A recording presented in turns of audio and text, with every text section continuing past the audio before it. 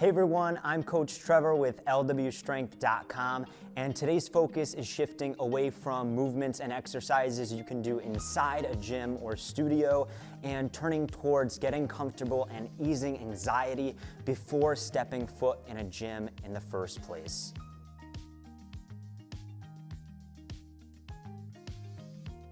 It's estimated that over 30% of Americans suffer from some sort of anxiety.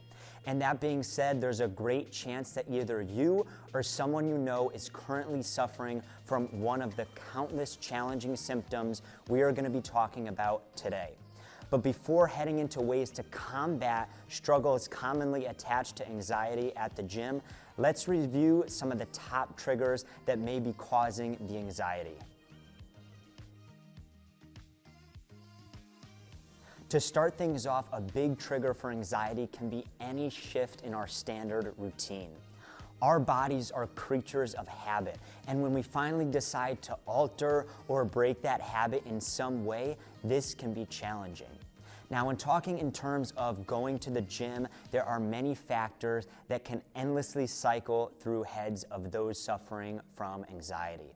From not knowing how to use any of the equipment to the gym simply being overcrowded. These are just a few of the constant battles that are being fought in the minds of those suffering with anxiety. So that being said, let's address a few different ways you can better manage and end up conquering your anxiety when heading into the gym.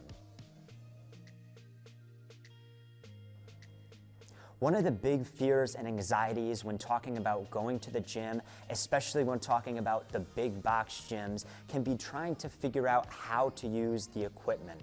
There can be hundreds of machines and just as many differing forms to keep in mind. So for someone who is unsure about how to use these machines, not only is this intimidating, but it can even be a reason for some to avoid starting in the first place.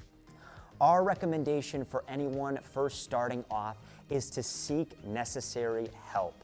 Push any stubbornness aside to figure things out by yourself and ask a gym employee or certified trainer to walk you through some of the most common machines members use. Not only is this request more common than you may think, but for the employee being asked, they would much rather help show you how to use proper form than have to address it later on when you get hurt. So it's a win-win. Now up next, we're going to be talking about the spotlight effect. And this term is most often used for those who suffer with social anxiety. And simply put, the spotlight effect is when someone feels like others are watching their every move, picking up on their every flaw, and judging each move they make.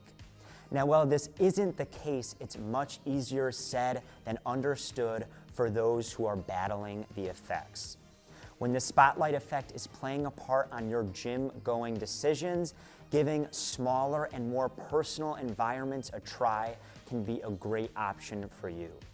For example, a small group class or studio where members know and encourage each other may be a better starting point. Oftentimes, those participating in a group class are more willing to help explain each move and understand your specific needs. Now, for our third option, this is going to be one that I've had personal experience with in understanding and being able to start members off on their journey who are battling with anxiety. And that is starting off one-on-one with a trainer.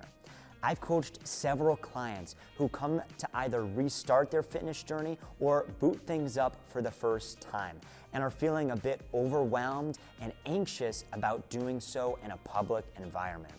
By getting started with a trainer one-on-one, you can not only address your personal needs, but with the right trainer, you will feel comfortable and at ease during your sessions. Like I mentioned, I've had quite a few clients come into the club with poor experiences getting started on their own or getting started in a group environment due to personal insecurities. And if that sounds anything like you, I highly recommend giving one of our recommendations a shot before thinking this fitness thing just isn't for me. For those clients that came in with a bit of hesitation, I can confidently say that each and every one of them has not only gotten more confident on the gym floor, both mentally and physically with the movements they're doing, but on top of that, some of them have even moved on to taking some of our small group classes, which in my eyes is a huge step for someone who was originally intimidated to even train one-on-one. Now, as we mentioned before, addressing these anxieties can be easier said than done.